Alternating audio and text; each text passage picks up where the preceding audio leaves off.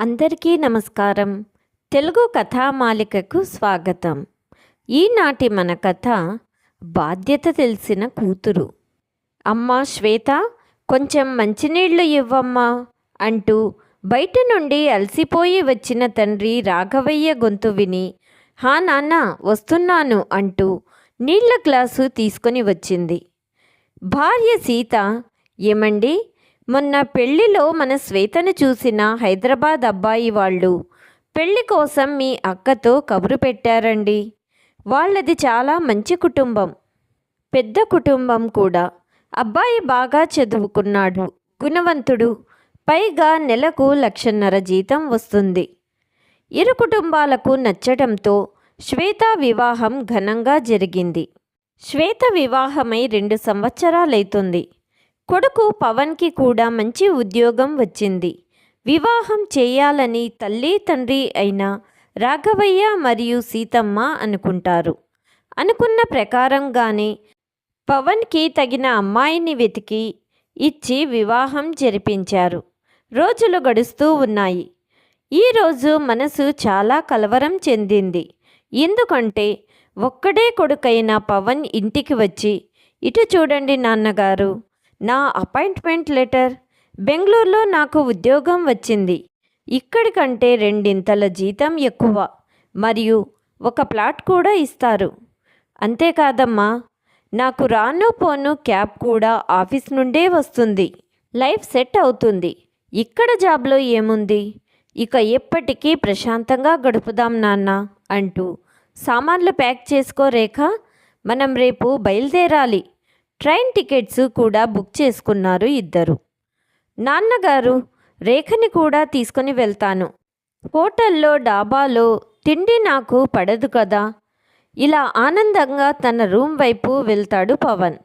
రాఘవయ్య మరియు సీత ఆలోచిస్తూ, మన కొడుకు మనకు తన నిర్ణయం తెలియచేశాడా లేక పర్మిషన్ అడుగుతున్నాడా అనుకున్నారు. ఇంతకుముందు ఇలా ఒకసారి వేరే సిటీలో జాబ్ గురించి పవన్ చెప్పినప్పుడు రాఘవయ్య గారు ఇలా అన్నారు, బాబు పవన్, ఇప్పుడు నీ జాబ్లో నీకు ఇబ్బంది ఏమీ లేదు కదా. ఇక్కడైతే మన సొంత ఇల్లు, మన వాళ్ళు అన్నీ ఉన్నాయి. ఖర్చు కూడా తక్కువగా ఉంది కదా. అందరం కలిసి ఉండొచ్చు అన్నారు.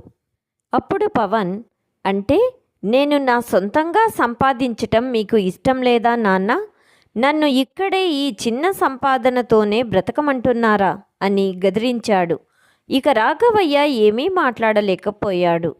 ఆ సమయంలో అతనికి అనిపించింది, వాడు అమ్మను నాన్నను వదిలి ఎక్కడికి వెళ్ళలేడు, మనసు మార్చుకుంటాడులే అనుకున్నాడు. కానీ ఇప్పుడు రాత్రంతా రాఘవయ్య మరియు సీత వాళ్ళ రూమ్లో కూర్చుని బాధపడుతున్నారు. కానీ పక్కనే కొడుకు కోడలు సంతోషంగా సామానంతా సర్దుకుంటున్న శబ్దాలు వస్తున్నాయి. తమని కూడా తనతో పాటు తీసుకుని వెళ్తాడేమో అనుకున్నారు. కానీ కనీసం మాట వరుసకైనా తల్లి తండ్రిని తనతో పాటు రమ్మని చెప్పలేదు కొడుకు. మరుసటి రోజు రాఘవయ్య గారు కొడుకు కోడల్ని ట్రైన్ ఎక్కించడానికి వెళ్ళాడు. తిరిగి ఇంటికి వచ్చాక చూసేసరికి చిన్ననాటి స్నేహితుడు రామేశ్వర్ తనను కలవటానికి వచ్చాడు. అక్కడే తన శ్రీమతి కూడా ఏడుస్తూ ఉంది. చాలా బాధగా ఉన్న రాఘవయ్యని చూసిన మిత్రుడు, తెలుసు రఘు, చాలా బాధగా ఉంటుంది పిల్లలు మనల్ని వదిలి వెళ్ళినప్పుడు అన్నాడు రామేశ్వర్. ఎంతో ప్రేమగా పెంచుకున్న మన పిల్లలు కళ్ళ ముందు పెరిగి మనతో పాటే ఇన్ని సంవత్సరాలు ఉండి ఇలా మన ముసలితనంలో వదిలేసి వెళ్ళటం ఇంకా బాధగా ఉంటుంది కదూ రామేశ్వర్. ఈరోజు నాకు మొదటిసారి తెలిసి వచ్చింది. ఇలాగే నేను కూడా నా తల్లిని వదిలి 40 సంవత్సరాల క్రితం ఊరిలో చెప్పినప్పుడు వాళ్ళకి ఎంత మనసు బాధపడి ఉంటుందో అని. ఎలాగైతే మనం మన కన్న తల్లి తండ్రులని వదిలి వచ్చేసామో అలాగే మనం కూడా ఆ రోజును చూడాల్సిందే కదూ. సమయం అనే చక్రం తిరుగుతూ ఉంటుంది. ఇలా మాట్లాడుతూనే రాఘవయ్య కూడా కన్నీటి పర్యంతమయ్యాడు. రోజులు అలా గడుస్తున్నాయి. రాఘవయ్య మరియు సీత వృద్ధ సమయంలో తోడు ఉండాల్సిన కొడుకు ఉద్యోగం అంటూ తనను మరియు తన భార్యను వదిలి వెళ్ళాడు. రాఘవయ్యకి వయసు మీద పడుతుంది.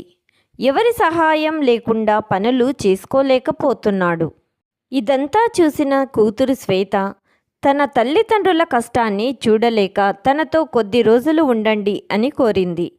మీకు కూడా కొంచెం విశ్రాంతి దొరుకుతుంది అని కూతురు చెప్పింది. కూతురు రావటంతో తల్లిదండ్రులు తన వెంట బయలుదేరుతారు. అక్కడ కూడా కొన్ని రోజులు సాఫీగానే సాగుతుంది. ఒకరోజు కూతురు శ్వేత ఇంటికి వాళ్ళ అత్తామామ వస్తారు.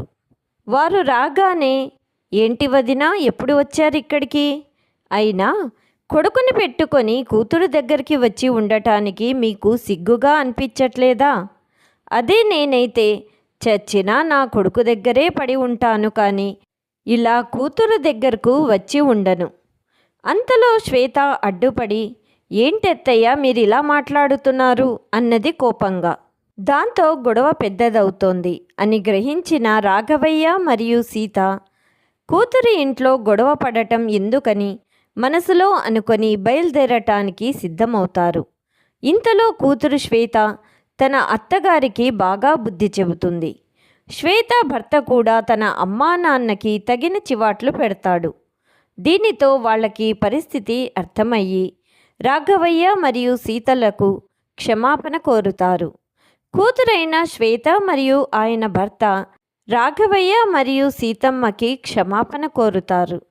వాళ్లను తమతోనే ఉండమని ప్రాధేయపడతారు.